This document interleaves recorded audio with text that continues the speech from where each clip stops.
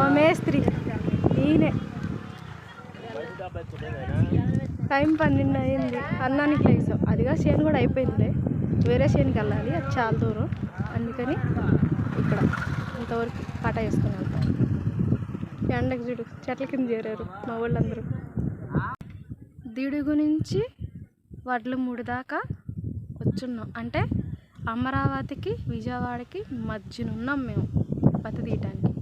ఆ ఊరు కాడి నుంచి ఈ ఊరు దాకా 90 రూపాయలు ఛార్జీ. అంటే మేము రోజుకొచ్చి అప్పుడు ఎంత తీయాలి పత్తి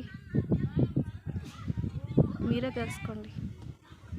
వానలకి తడిసిపోయిన పత్తి ఎంతవరకు తీస్తారు?